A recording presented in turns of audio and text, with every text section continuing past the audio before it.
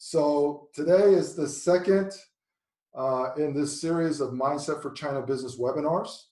The first time we talked about cross-cultural performance and China Business 101. Today, we're going to specifically try to focus on communications, or more specifically, communicating with Chinese people. Okay. So today's agenda, we're going to do a quick overview of cross-cultural performance, which is the foundation of how we develop ourselves as managers and leaders to be able to effectively communicate with our, whether it's people reporting directly to us or the people that we negotiate with in China. Then we're going to get into the biggest misperceptions regarding communicating with Chinese people, the greatest challenges, the most common mistakes that a lot of foreigners make, and then some killer tips to get you started on the road to improving how you communicate with your stakeholders and your partners and your employees in China. Okay, so everything that we do in China revolves around this concept of Guanxi. So everybody's heard of this concept, but what I'm concerned about is most people don't really fully grasp how to actually develop Guanxi and how Guanxi actually differs from just forming relationships in other countries, because relationships are the foundation for doing business or working or having relationships with anybody. So how is Guanxi different? And how do we understand as foreigners how to develop the right Guanxi in China?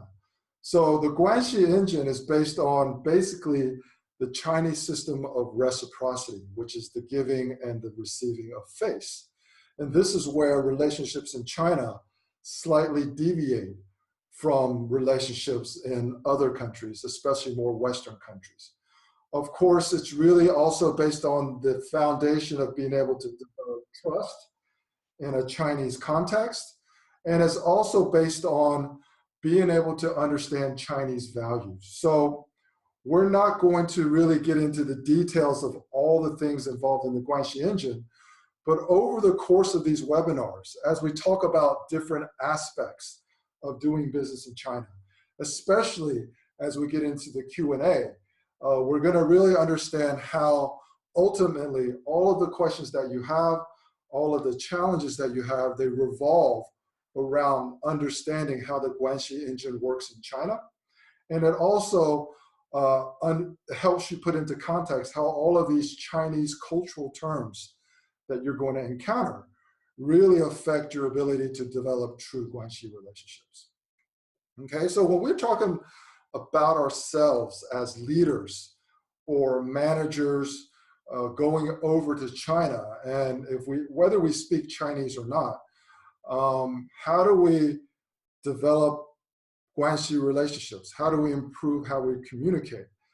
The foundation for that is really understanding what are the essential soft skills that we need to develop, okay? It all begins with self-awareness, which is understanding how you are perceived by the people on the other side. And from the foundation of self-awareness, you also have to understand the situation, which is the context of the situation. You have to understand the cultural differences, which is cultural awareness. And most importantly, you have to be empathetic. So you have to be able to develop an understanding and an empathy for what other people value and what they care about. And if you can really be empathetic to the Chinese people, what they generally care about, which generally is their face or their mianzi, then you'll really begin to understand why these essential soft skills are so important as a foundation for how you communicate. Now, all this, again, we went through this in the first webinar, so I'm going through it really quickly. All this revolves around the foundation that we are trying to develop as leaders doing business in China. And we call it cross-cultural performance mastery. So the foundation of understanding how do we develop our ability to communicate and work effectively in China, we have to understand how we develop as people. and as leaders, and not just today, but from the beginning. So there's things that we learn, and most people are really accustomed to going to school, going back for a master's degree, and basically when they think there are things they don't know, they try to learn them. Sometimes they'll read books. Nowadays, they just go online and they watch and they follow their favorite influencers, and they hope to learn something. Now, the thing is the things that you learn do not influence how people perceive you. So we also have to get into the things that we develop. And when we talked about the essential soft skills, the things that we develop are awareness and empathy. Okay, but having awareness and having empathy by itself doesn't necessarily translate into people thinking more highly of you, being able to develop greater trust with the people that you're working with. So we really focus on what we call AMA values. And these are the things that you adjust. The things that you adjust are your attitude, your mindset, and your approach, okay? And these are the things that other people actually perceive. This isn't limited to just doing business in China, but this is basically anywhere in the world, with anybody in the world. Your attitude, your mindset, and your approach is basically what other people perceive.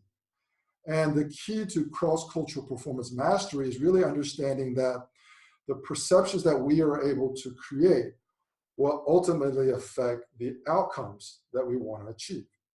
Okay, so how does all of this play in together? The essential soft skills that we talked about in the previous slide, those are the things that enable you to really understand what adjustments should I make in order to create more positive and better perceptions from other people. And this is the framework for cross-cultural performance mastery. We say that affecting outcomes begins with influencing perceptions, and this is all controllable by ourselves based on the adjustments that we make with our own AMA values, and that's with our attitude, mindset, and approach. So when we get into doing business in China, one of the things that a lot of foreigners really kind of fail to really understand is how important perceptions are. And we believe that the perceptions that other people have of you is the #1 influencer of outcomes. And the reason this is really complicated in China is because in the Chinese system of reciprocity, where there's a lot of giving and receiving of face, you may not know how other people actually perceive you, which is why sometimes you'll be disappointed when the outcomes aren't what you expected, okay? There's another side to this coin, and it's basically our own misperceptions. So when we lack cultural awareness, when we lack an understanding of what Chinese people value and how they feel, or when we lack empathy, these misperceptions, I believe, are the #1 cause of lost revenue, wasted expenditures, and most importantly, a negative reputation, not only for yourself, but also for the business that you represent. So I look at it like this. So now it's not necessarily just the United States and China, but generally speaking, it's any foreign country and China, or more specifically, any Western country and China. When we as foreign leaders go to China, you know, some people are on this webinar or they're listening to these podcasts because there are things they know they don't know. And these are what we call known unknowns. Okay, so there are things that you know you don't know, you can try to learn these things. Okay, but as we said in the previous slide, the things that you learn don't necessarily translate into how other people perceive you.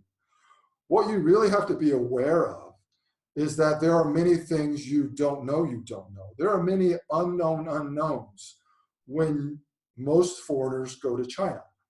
And that's why their standard modus operandi, the way they are accustomed to doing things, their standard AMA values, their attitude, their mindset, and approach, this is kind of what gets them into trouble, because there are a lot of things about China that they don't know they don't know. Now, there's one final thing that's even worse, and I call it false known knowns. And these are things that foreigners think are true, and then when they go to China, it actually doesn't translate into the local culture. And we call these false known knowns. So when you are going to China for the very first time, or even if you've been traveling and doing business in China for many, many years, if you've never been kind of aware of your unknown unknowns and your false known knowns, it's possible that you're making a lot of negative perceptions and you don't even realize it. And this is especially true because foreigners often don't get the real story or the real backstory of what is going on in the market and how other people are perceiving them. So when we get into communications in China, we want to start with what are the biggest misperceptions when we as foreigners go over to China. So this is, again, very general. And of course, some of these misperceptions could apply not only to communications, but to leadership, to negotiations, and to other aspects of doing business in China. But the first one is you have to understand that China is not homogeneous. So when you go to quote unquote China, it's not really a single market. And this is really important if you're selling B2C, because when you're looking at the demographics, it's not just one set of tastes and one set of values. It's not even one set of languages. There's 56 distinct ethnic districts in China, and they all speak different languages, they all have different food, and they all have different culture. China is also developed into tiered cities. So what that means is that depending on the size of the city, it may have a different status within the entire country. So there's a lot of, so the main cities that people travel to, Beijing, Shenzhen, Guangzhou, and Shanghai, these are more multicultural cities. But when you start getting into the second tier cities and the third tier cities, where the majority of the population reside, then the mindset and the mentality actually becomes really different. One of the things that you also understand, so the problem with learning about Chinese culture is Chinese is segmented by age demographics. Because of China's rapid history and change, depending on the year that you were born, you would have a different mindset and a different mentality. So if you talk with young people often have a lot of value differences with their parents who were alive during, for example, the Cultural Revolution or the famine that they had experienced in China. So they're much more traditional in their mindsets. China is also separated by a hukou system that is gradually changing. So you have people in these major cities like Beijing and Shanghai where some people are kind of legal, meaning they have a hukou and they're legally supposed to be there. And then you have other people who are kind of like migrants, Chinese migrants within China that aren't part of the hukou system. That means their children can't go to schools. They don't have access to healthcare. There's a lot of these people. And the thing that we have to understand is they are also consumers and they're part of the market. Okay.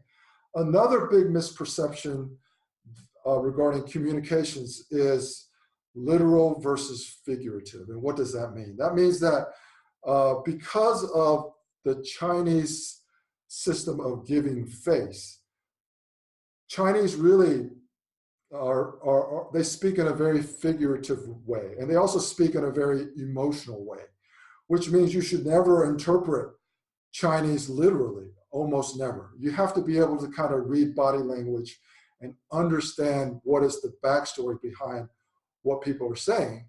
And as a foreigner, what you have to do is you have to kind of adjust your mindset that when people are agreeing with you, they may not necessarily really agree. And when you perceive that they are giving you face and you assume that's kind of disingenuous or they're not telling the truth, they're also not that disingenuous. So either extreme is not a healthy mindset to have. Chinese are not as agreeable as they seem, but they're not also as disingenuous as you actually might perceive. Now, the final thing is is you want to never assume that there are a universal set of values. This is the biggest misperception when foreigners go to China, is that they assume that whatever works for them, whatever their set of values are, this is how everybody universally should think and behave. And that's a big mistake. So if you are traveling to China for the very first time and you've taken a high-level position, the advice is whatever principles you have, just establish them early on, communicate them as frequently as possible, and then just be consistent. Because in the Chinese system of giving and receiving face, consistency is your best friend, because that means you're not disrespecting or not giving face to somebody else, as long as you treat everybody generally the same. Now, the greatest challenges for communicating effectively with people in China is, first of all, it's all the things that we talked about. It's understanding what are the true expectations of the people you're communicating with. And that's why is this such a big challenge. It's because Chinese people will say a lot of things, but it doesn't necessarily reflect what they actually feel and what they actually expect. Okay? Naturally, from my almost 20 years of experience in China and also being married to somebody from mainland China, Chinese people are generally more emotional. Okay, now this doesn't mean that when you walk on the street and you hear people and they're kind of sound like they're arguing, that's not what I'm talking about. I'm just talking about if you really understand the concept of face and mianzi, you will understand that it really revolves around emotions. You know, respecting someone's face or caring about your face is the same as really having an ego. Okay, so it's more of an emotional language. And dealing with emotions, especially negative emotions, is probably one of the greatest challenges.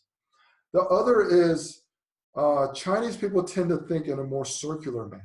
And this revolves around the fact that they are more emotional than they are logical. And obviously, I'm not the first person to say this, but a lot of people say that Chinese think in a more circular manner, whereas Westerners think in a more linear fashion. And if you've been in China long enough and you've tried to communicate or negotiate with Chinese people, you will find that this is actually quite true. It explains why sometimes there seems to be an endless debate and an endless discussion, and you can't necessarily ever get to a logical conclusion, okay? And that's because one of the challenges is, how do you communicate with somebody who thinks in a more circular manner? And of course, if you're not Chinese, understanding the proper way to give and receive face is obviously one of the greatest challenges. So the thing to really understand as you begin your journey to become a master of cross-cultural performance is that the cultural dimensions between most Western cultures and Chinese cultures are generally at opposite ends. So it's good to kind of adjust your mindset to kind of anticipate that. And this is how you can control your own emotions when Chinese people appear to be frustrating to communicate with. Okay, so what are the common mistakes that foreigners make when they're communicating with Chinese? So this is especially true if you're speaking through an interpreter, and that is that nodding means that they agree and they understand. So this is actually a big mistake that a lot of foreigners make, because they go in and they explain things and they think when people nod, they actually agree and they actually understand. But generally speaking, that is actually not true. Okay? Being emphatic helps get your message across. I've observed this so many times, and I think it is a mistake, where when a foreigner is trying to get his message across, his or her message across, they just raise their voice and they become more emphatic and they become more kind of like, this is how it has to be done, and this is why. You should understand this, you should understand that. Being emphatic really actually just kind of pushes people away. So you have to be aware of your own emotions. And when you're frustrated, do you have a tendency to raise your voice and become more emphatic? Okay, so another thing is a lot of times when you're managing and you're responsible for things in China and things are not going according to plan, or you want to make adjustments, a lot of people kind of end up doing something like pressing their staff for answers, or trying to get explanations, or you're a foreign manager and something happens and you don't really understand why it happens, and you're kind of pressing people to give you an answer. So the thing that I always advise, the people that I coach, is this is also a common mistake, because pressing people for answers will only lead to an excuse that almost has nothing to do with what's really going on. So if you really want to solve the problem and you really want to find out what's going on, try to have a more harmonious dialogue as opposed to pressing for answers. And this, of course, leads into the final kind of common mistake is I've observed that a lot of foreign managers will ask leading questions, which means this is kind of like setting a trap. So they're trying to convince their Chinese staff or employees or even people they're negotiating with to think a certain way or behave a certain way, and they'll ask leading questions and almost trying to lead them to the conclusion that you want them to achieve. But the thing that you have to remember is that the Chinese logic is circular. And so the logic that the Chinese people generally, that governs how they behave and how they think, it doesn't work in a linear fashion or a logical manner. So when you ask leading questions, you're actually, again, pushing people away and you're driving a wedge. Okay? So as far as killer tips for communications, again, this is Communications 101. The first one is just to be consistent. Now, if you're going to be traveling to China quite frequently, you have large areas of responsibility within China, the best thing to do is just be consistent. Okay, it doesn't matter whether your values or your expectations are in conflict with somebody else. The key is just to be consistent and then make adjustments kind of from there. Okay. The second is always try to share ownership and responsibility. And this, I think, works in any culture, but regardless of who you're dealing with in China, if you can elevate their level of responsibility, elevate their level of exposure, give them more face by promoting them or whatever, this gives them more ownership. And this ultimately will help you achieve your goals, because then people will be working with you as opposed to against you. Never be judgmental. We went over this in kind of China Business 101. The hardest thing for most people to do naturally is to not be judgmental. Okay, so it's always advisable to really be aware of whether you're judging things in a negative way. Okay, don't assume that, again, any values are universal. So again, when I'm saying all of these things kind of in a webinar, it's really hard to understand, and it's really hard to imagine what that actually means. But when we get into specific questions and answers, when we get into specific case studies, we'll get into what are the value differences and why assuming something is a universal value actually is a mistake. And of course, it always comes back to the Guanxi engine and understanding how to give and receive face. Okay, so these are kind of the killer tips. And as we talked about, the key really is to understand how to use your imagination to understand how to influence perceptions. We talked about this in the cross-cultural performance section. If you didn't see it, you can go back and watch it on watch the replay. But basically, it's that imagination and purpose-driven curiosity are really the instruments that you have at your disposal to really develop your essential soft skills, which are awareness and empathy. Okay, so this is kind of the formal portion of China Business 101. We tried to go over some of the misperceptions that foreigners have, common mistakes, and also really get into kind of just some killer tips, which is if you're a newbie to China or things that you've been doing just don't seem to be working, these are some things that, that you can try, okay? So this is the end of the formal presentation. I'm going to stop the share screen and I'm going to unmute all the people on board and see if there are any questions. Okay, so you're responsible for global operations in China, or you're responsible for global operations, so that includes China, which I assume is now kind of a very important region and market for your company. How long, what is your experience in China? You said you started this role just last year? Actually, at the beginning of this year, so just a few months ago. And communication has been my biggest challenge. And a lot of the things that you just described are basically situations that I have been facing all this year. And it has created a lot of, at least from my side, a lot of frustration, because clearly it is not just about the language difference, it is about sending the message across and creating that communication relationship.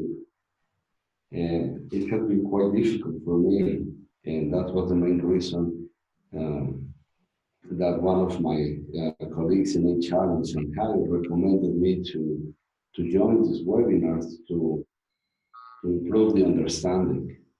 Okay, so let me ask you this: had you traveled to China previously before you accepted this new role? No. When I accepted this role, let's say before I was operations responsible in Europe, and then about a year ago, I took over South America. Okay. And then this year they gave me also China. And when I accepted to take China under my responsibility, I have never traveled to China. I've been a few times to Japan, but obviously that's completely different. Okay. But now I have no direct responsibility of traveling in China before. And since then, I will say I have been 3 times this year. Okay. And I will expect to travel at least 2 more times before the end of this year. Okay, well, let me ask you this.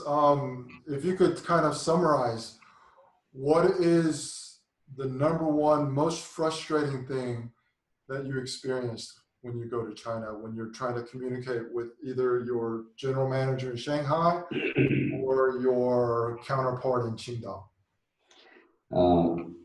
It's the lack of understanding from my side about why they do not communicate. So this is actually quite simple to explain. You are new to your role.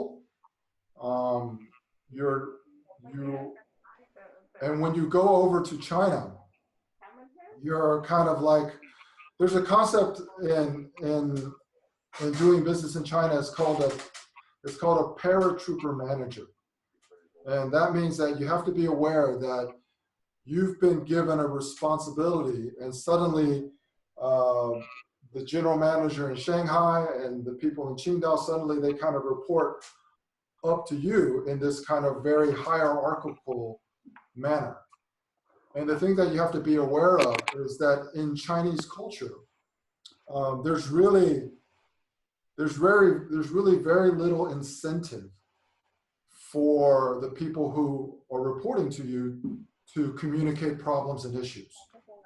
It's much more cultural for the people that report to you to give you the impression that things are going good and hopefully reduce the necessity for you to come and visit. Because if there's anything that they don't want you to discover or they don't want you to find, then they don't want to communicate that.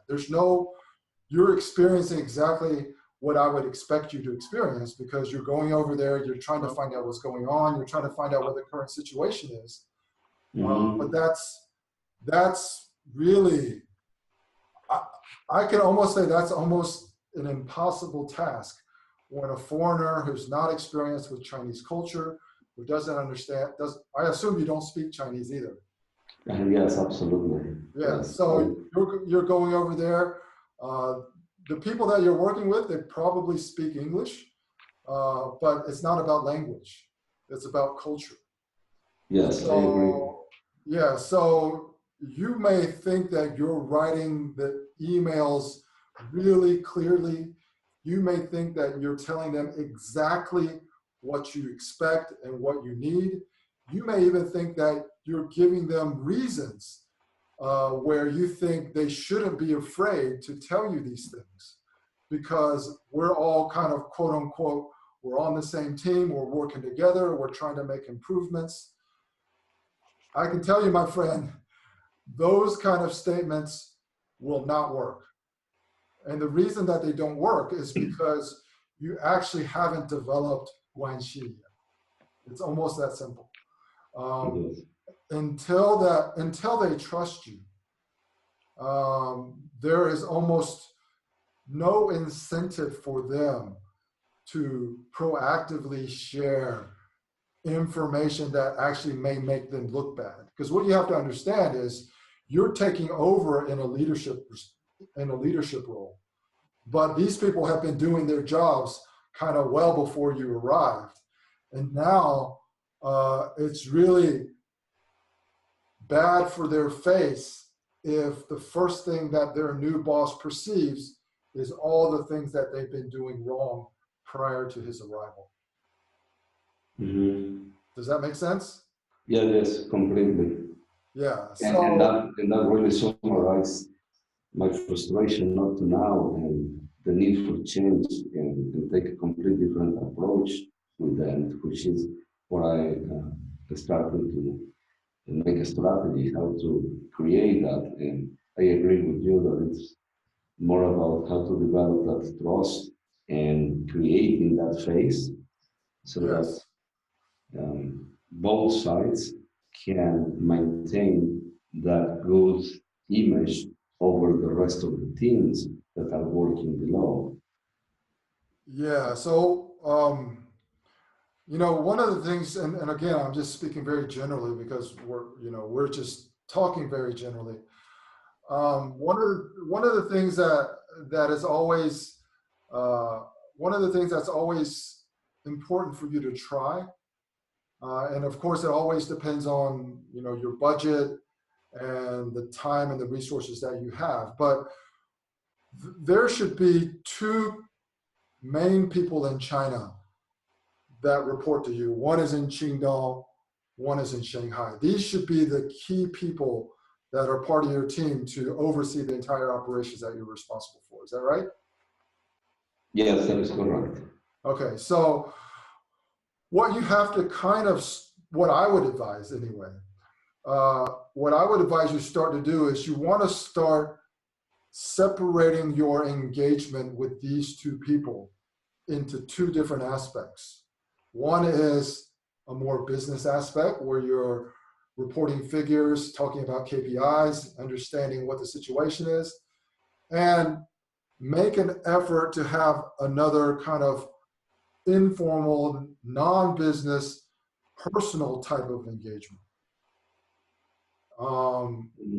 They have to really trust you in a personal way and feel that you respect them based on what they've accomplished so far before they will willingly share other information with you or proactively share that with you.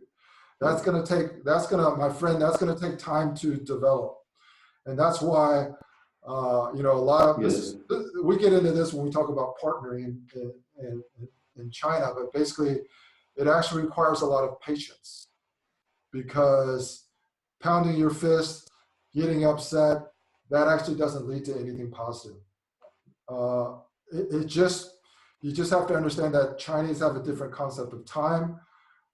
So you just need to invest the time in the initial, because you only started this position this year, so it's really not too late. You just really need to invest the time to develop this kind of what we call Guanxi relationship with the two people that are most important. And you want to try to elevate them, not with promotions, but elevate them with acknowledgement, meaning the things that they do well, the things that they were able to solve that you would not have any idea how to do. A lot of things that are very specific to China operations and the Chinese market, you're going to need to kind of really develop a habit of acknowledging them completing or accomplishing things that you as a foreigner would have no idea how to do. And that's actually not a weakness. That's actually a strength. And that strength helps you empower the local people to trust you more, because they know that there's a system of reciprocity. Okay, they need you at a higher level to get things done at corporate, because they're always fighting for things from corporate that they need specifically for China, so you can support them more on that.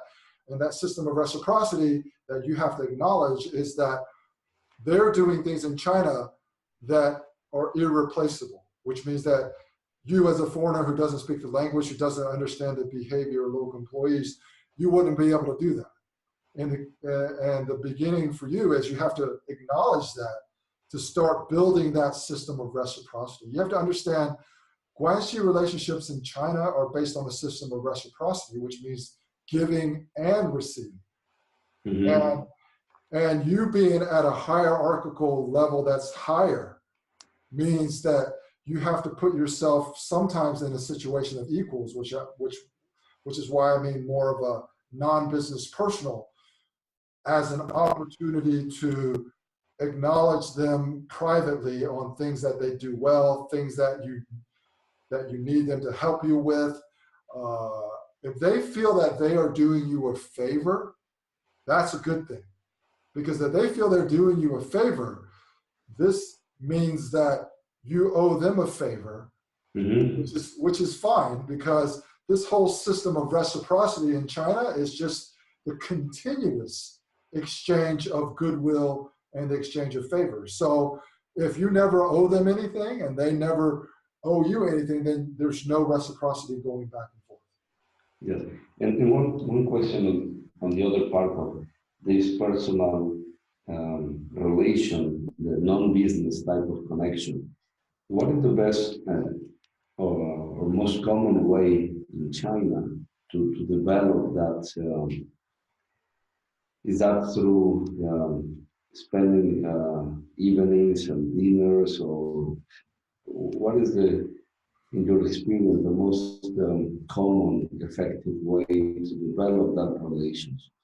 Yeah, so the answer to that, there's no one-size-fits-all answer, but the general answer is yes. A lot of evenings, a lot of dinners. Okay, so this is how people get to know each other. This is how people are more relaxed. This is how people develop Guanxi relationships.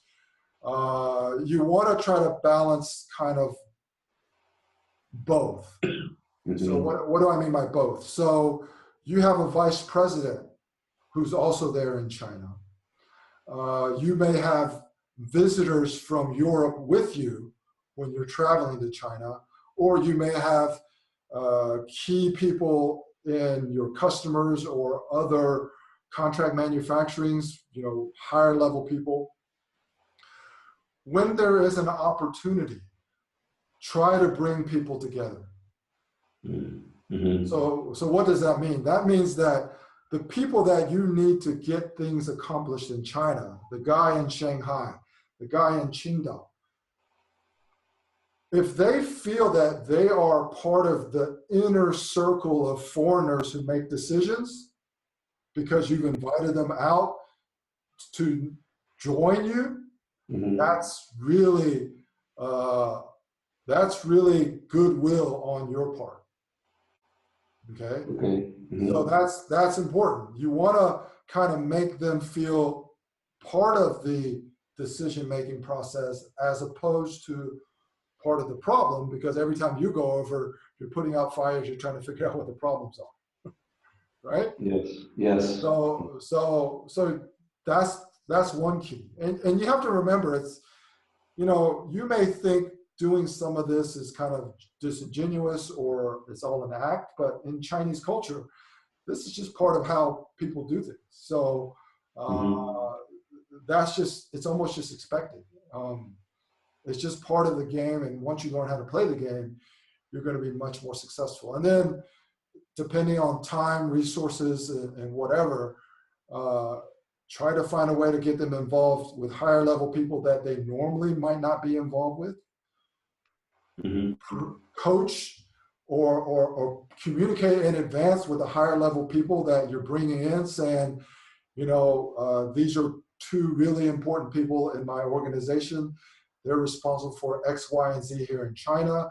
I really want them to get to know you and really get to know us, because we need them as trusted partners, and we need to bring them kind of more into our inner circle, as opposed to just the foreigners going out smoking the cigars and the Chinese are off at home, right? Yes.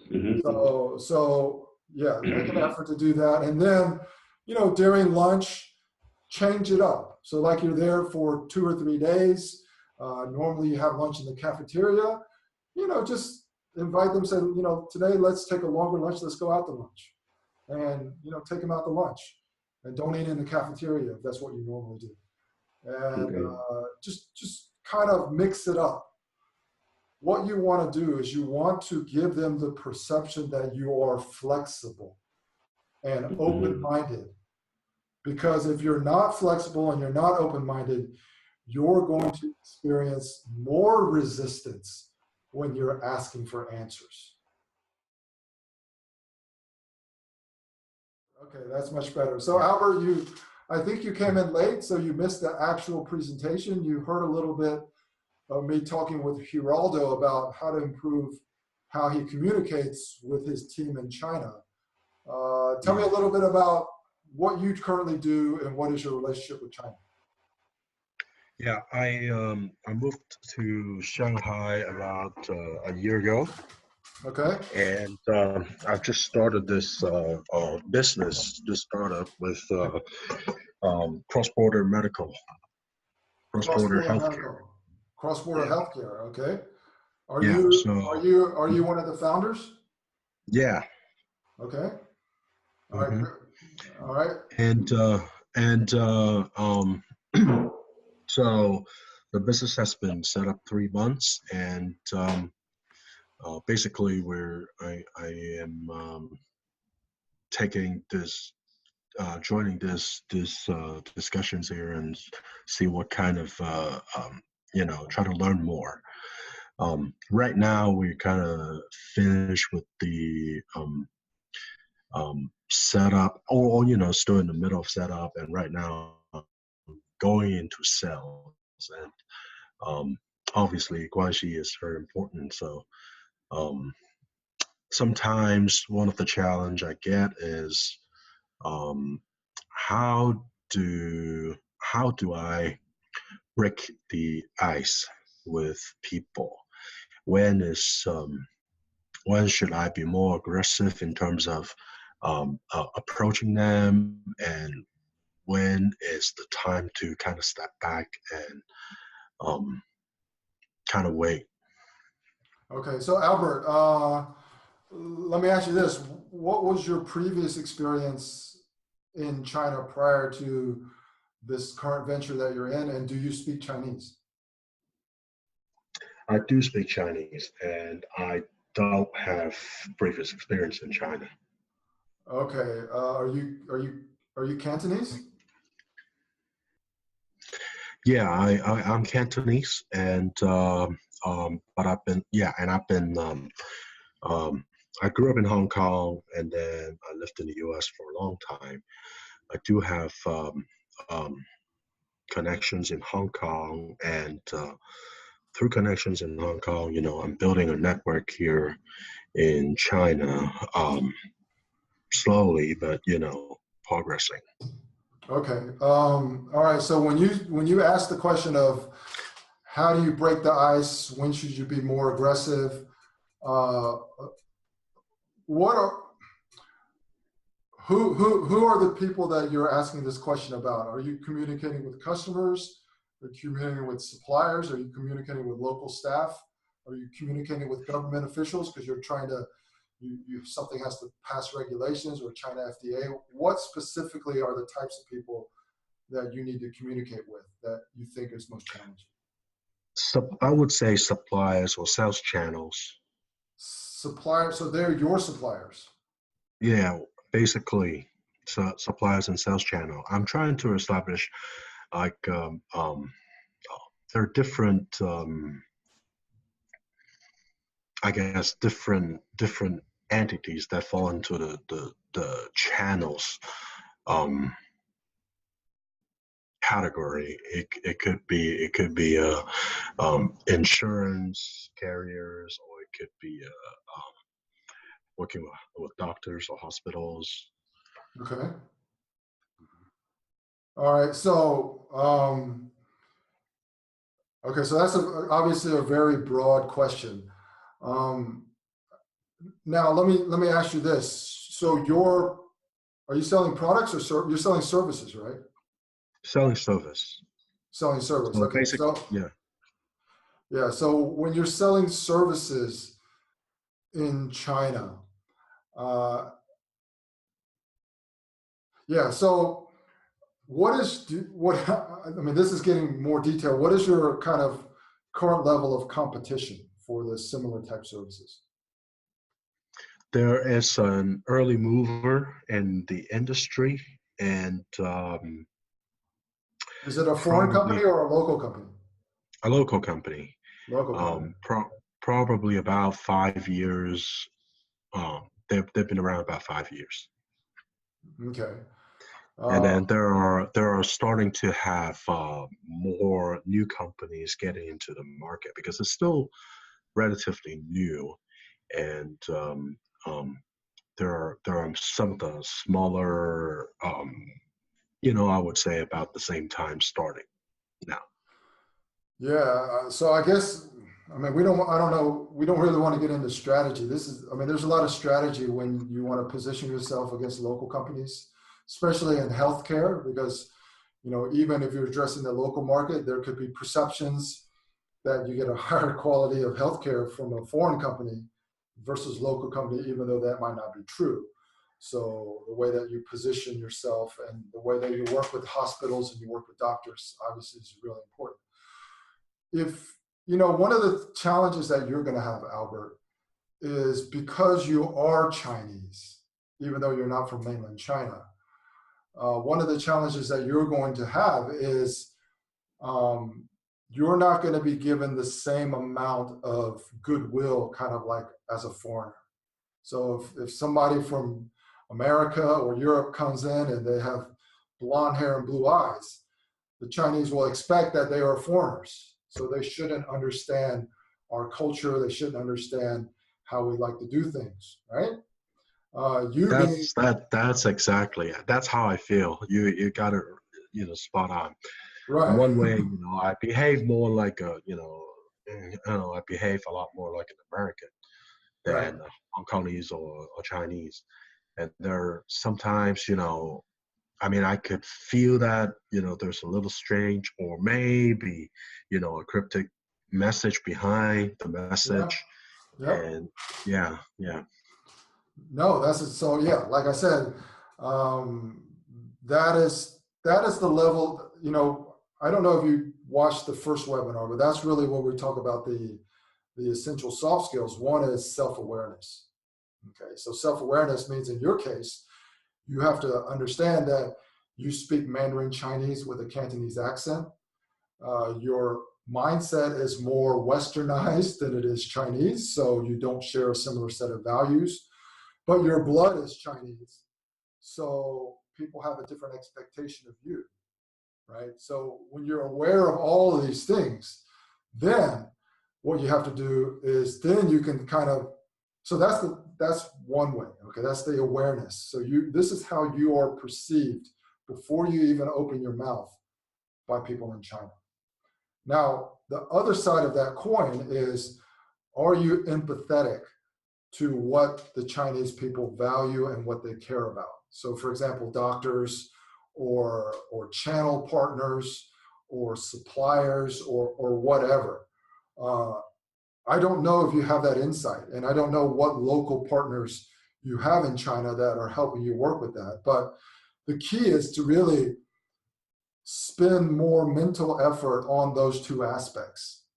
One is the self-awareness, the things that we just talked about, where you're kind of feeling cryptic messages because, well, you are, quote unquote, you're Chinese by ethnicity, but you don't speak Mandarin without a Cantonese accent, and your values are different. So the things that you say reflect more of a Western ideology or mindset than a Chinese one.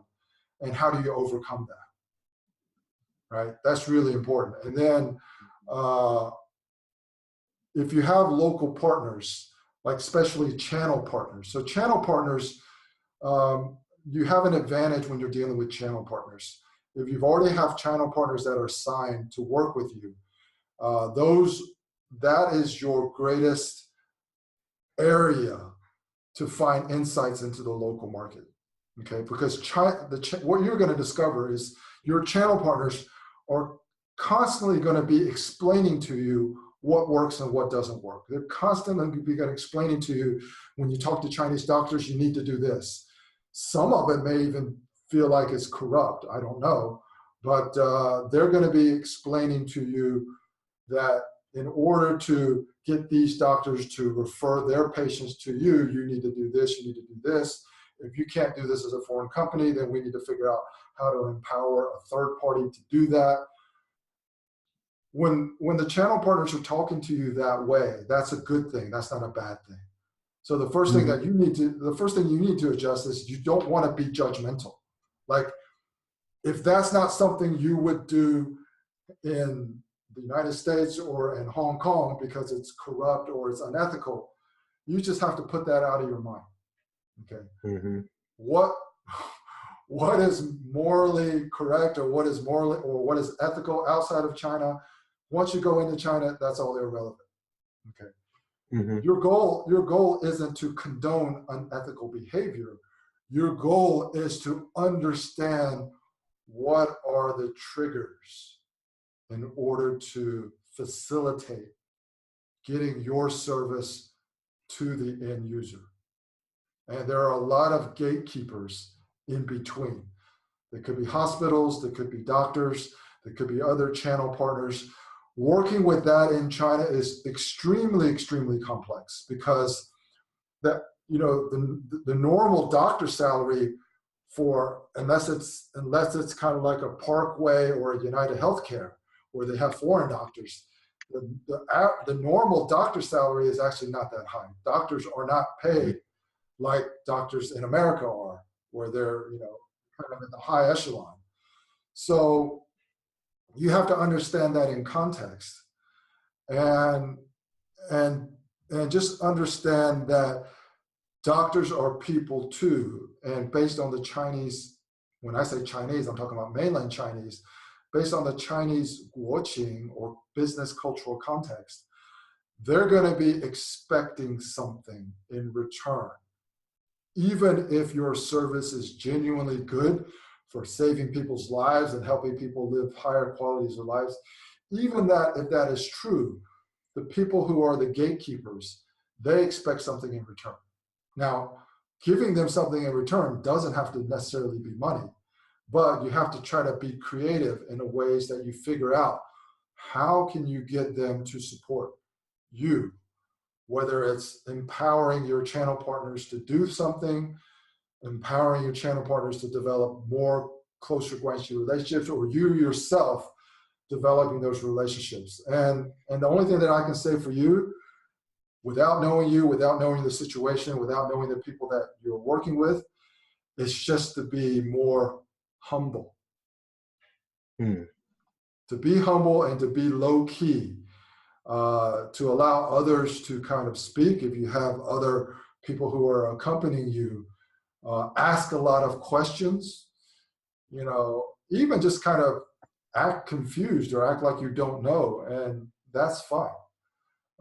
Somebody who appears to kind of have all the answers isn't necessarily somebody who can break down that barrier in order to develop closer Guanxi relationships.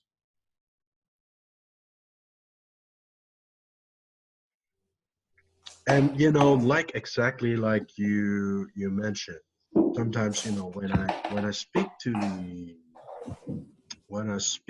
the doctors, and because of what I'm trying to do and trying to establish a relationship, what is the best way? And I understand how you describe about building a personal relationship, um, building a guanxi, and how would you what are some tips to be successful in that? Well, I think that's kind of really a hard question to answer from 8,000 miles away. But the general tip when you're trying to develop relationships with doctors, doctors need a lot of support in a lot of different areas. So you want to ask a lot of questions. Asking questions is great, but doctors in China, they like to do things like they like to get their research published. So they like access to information that they normally wouldn't have access to. So one of the values that vendors can provide to doctors or pharmaceutical companies can provide to doctors, and this is big for pharmaceutical companies, is they provide a lot of workshops and a lot of training. And doctors love that because they get to take the day off, they get to go into training, they get food, they get entertained. That is the way to work with doctors in China, is to either disseminate knowledge and valuable information, give them access to knowledge or information, or help them accomplish other goals that they may have, like getting an article published in some kind of medical journal or some kind of healthcare magazine or something like that. Doctors always care about their reputation.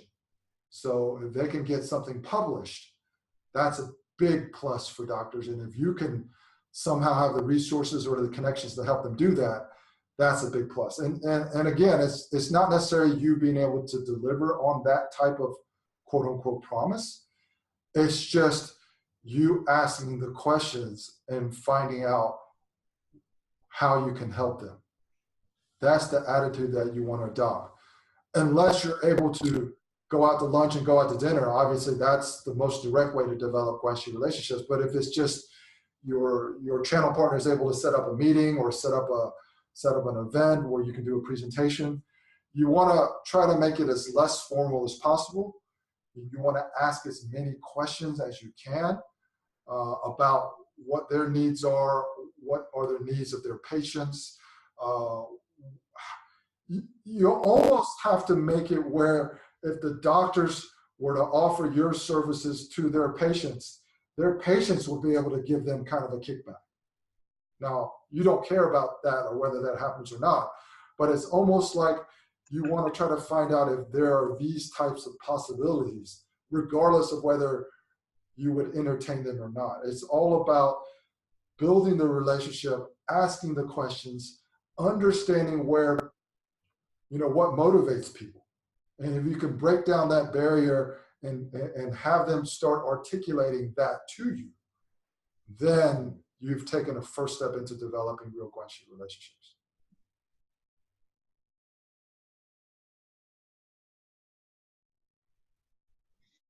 Thank you. Yeah, so Geraldo, I saw that you also unmuted yourself. You got another question. We're gonna do this for a couple more minutes because we're already past 7. I also want to let everybody know on the phone. Danny, you were muted, so I couldn't hear what you were saying. But if you guys want to ask questions, just reply to my email. I get those questions directly in my inbox. So I will answer all of your questions personally. For those who attended this webinar, just reply to the email that was giving you the link to this webinar. Just ask any question you want. I'm going to answer it, you know, similarly to I've been answering with Albert and with Geraldo. And I may even record a vlog to give you an answer, just me speaking about, you know, how I would deal with whatever situation you're dealing with. Okay. Sorry, Geraldo. Go ahead. Your last question. Yep. No, I was just about to say that also listening to the other explanation and tips and advices also helped me with some of my day-to-day issues. So for right now, I will not ask any other questions, but I may send you a couple of questions by email. And then looking forward to keep joining your next webinars, even that the time frame is not ideal for me, but I think it was very valuable, so it was worth the time to be open in doing this. Well, thank you, Geraldo. Just for the other people on, Geraldo is calling from Europe, so it's like 4 a.m. He set his alarm to listen to this webinar. So I want to thank Geraldo for coming on board. Danny and I, you know, the other person who just says iPhone, I don't know who you are, but again, since you didn't get a chance to ask a question in this webinar, please just email me any questions, any comments, and any feedback that you have. This is the reason that I'm doing this. It's just to engage with more people who do business in China and understand what your questions are and see if there are solutions that I might be able to offer or suggestions or tips. All right. So I want to thank everybody for joining. Danny, I'm sorry you didn't get a chance to ask any questions. I kind of see your shadow. But again, just send me an email. I will personally answer your question. And even if we need to get on a Skype call or something like that, I would be happy to do that too. All right. Thank you, everybody.